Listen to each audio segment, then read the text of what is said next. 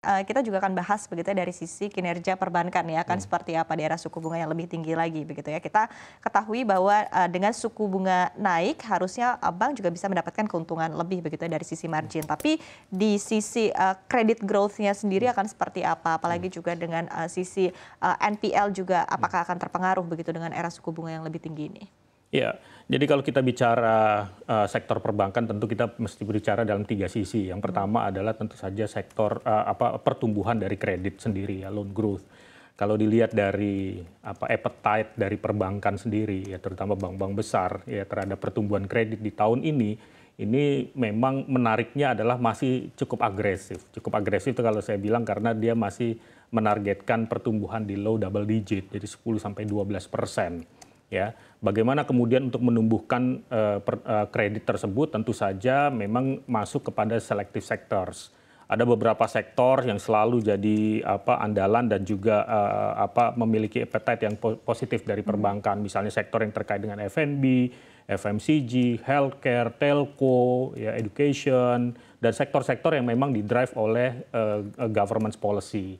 Jadi itu yang kita lihat dari sisi pertumbuhan kredit. Tapi tentu saja faktor yang kedua adalah terhadap asset quality, ya, NPL. Ya, tentu saja kita perlu mewaspadai dengan situasi di mana ada keterbatasan dari sisi daya beli masyarakat, low to mid income. Tentu saja perlu diperhatikan bagaimana ekspektasi kenaikan NPL dari consumer loan, ya, kemudian micro atau SME. Nah, ini yang perlu dimitigasi. Saya rasa perbankan cukup prudent di sini.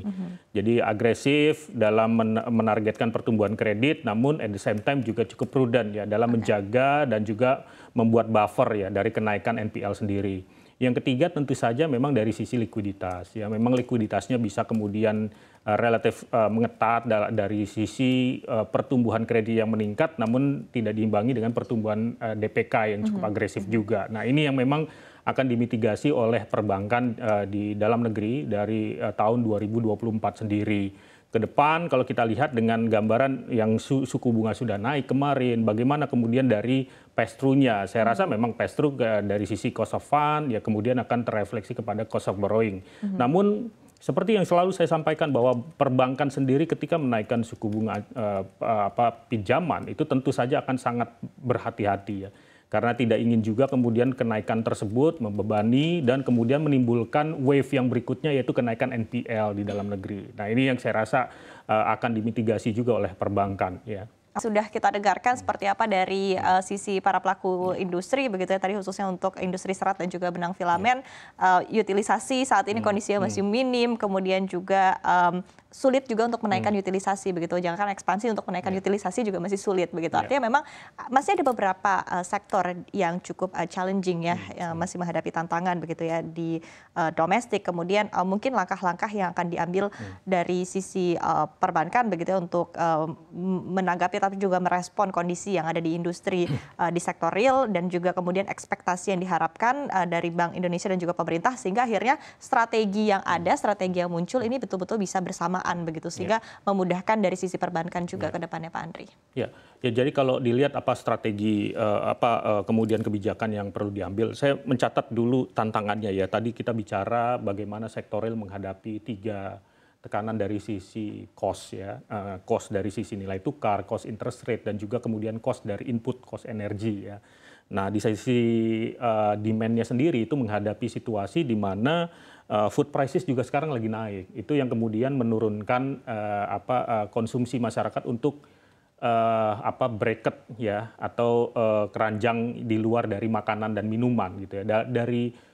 Dari data kami, big data kami itu mengindikasikan bahwa konsumsi masyarakat sekarang untuk makanan minuman saja atau related to supermarket dari yang 13% itu sekarang ke 26-27%, jadi naik double. Ini karena memang ada pengaruh juga dari kenaikan dari pangan sendiri. Yang berikutnya adalah income yang relatif memang flattish ya. Nah, ini kemudian kebijakannya ya dari sisi pemerintah tentu saja perlu melihat bagaimana stimulus untuk tetap mendorong supaya orang kembali bekerja beberapa ya ada kebijakan kemudian di waktu kita tahun 2008 keluar dari social safety net ya ada kemudian memberikan ya belanja-belanja terkait untuk infrastruktur dasar supaya orang kemudian bisa bekerja kembali ya menggunakan instrumen fiskal stimulus kepada beberapa sektor yang memang challenge ya karena ada kenaikan input cost ya dan yang kemudian yang ketiga adalah tentu saja ini yang sebenarnya kebijakan pemerintah maupun Bank Indonesia sudah sangat tepat itu menjaga stability ya stability dari nilai tukar juga kemudian stability dari dampak dari inflasi. Nah ini yang terus perlu dilanjutkan terutama bagaimana menjaga supaya food prices jangan naik terus tuh ya. Memang di situasi yang seperti saat ini sangat challenging tapi saya rasa sudah ada nih strateginya dari pemerintah menjaga bagaimana keran impornya dibuka ketika nanti udah melihat ada tantangan dari supply side-nya ya dan lain sebagainya. Saya rasa itu yang perlu kita lihat. Kalau dari sektor perbankan sendiri saya rasa sih tadi ya sudah melihat bagaimana sektor-sektor yang sangat resilient tetap di sini terutama domestic sektor tadi yang Pak Redma sampaikan juga betul. Jadi kita memang fokus juga di sana kemudian memitigasi ya aset quality di beberapa sektor yang atau segmen yang memang memburuk ya kita udah mencadangkan dan menjaga supaya memang kita tetap support nih dunia usaha gitu. Oke. Baik, artinya kembali lagi dari sisi fiskal sendiri seperti apa bisa precise begitu ya tadi untuk menangani permasalahan yang ada berkaitan khususnya dengan harga-harga pangan ya yang sangat berpengaruh kepada daya beli masyarakat. Nah, kemudian terakhir Pak Andri ya kalau kita lihat mungkin dari kebijakan Bank Sentral Amerika Serikat sendiri The Fed begitu ya banyak yang saat ini memprediksikan bahwa The Fed mungkin akan melakukan satu kali lagi cutting rate di akhir tahun ya di kuartal keempat 2024. Anda sendiri prediksinya seperti apa dari Bank Mandiri dan juga mungkin kepada kelanjutan kebijakan dari Bank Indonesia? Apakah cutting rate mungkin akan dilakukan oleh BI terlebih dahulu di tahun ini atau justru mungkin baru akan dilakukan di tahun depan? Ya, kalau kita melihatnya memang lagi-lagi ya, bahkan The Fed-nya sendiri pun juga masih memantau bagaimana situasi inflasi di Amerika Serikat bulan per bulan. Kalau kita lihat dari indikator yang baru saja keluar kemarin, ini marketnya berbalik lagi nih. Dari yang quite bearish kemudian cukup bullish hari ini, makanya indikator cukup bagus. Rupiahnya menguat, bond yield kita turun segala macam.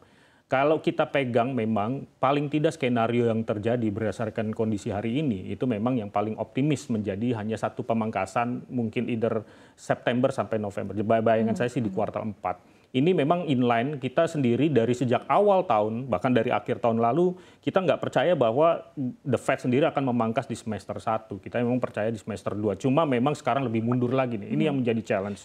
Dan Bank Indonesia saya rasa juga akan adjust seperti itu. Ketika memang angka inflasi di Amerika Serikat menurun, angka indikator di Amerika Serikat terkait dengan unemployment yang meningkat, saya rasa nih udah akan bisa dibaca nih. Bayangan saya sih masih tinggal satu kali juga yang relatif inline dengan The Fed sendiri. Jadi ada 2 poin di sini, pemangkasannya tidak sebesar dari yang sebelumnya. Kalau sebelumnya 75 basis 2004-2025, bayangan saya cuma 25-25. Oke, gitu, 2025 untuk 2024, 25 dan untuk 2020. Ya, 25 basis di 2025. Oke, untuk The Fed ya. Untuk Bank Indonesia sendiri? Saya rasa sama ya, antara 25 basis, 50 basis. Oke, gitu. Di tahun ini 25 basis dan berlanjut juga di tahun 2025, 25 basis. Oke, artinya dua-duanya secara timeline tidak akan jauh berbeda ya. Tadi ya 25 basis point di akhir tahun 2024, baik untuk The Fed dan juga Bank Indonesia dan 25 basis point di tahun 2025. Proyek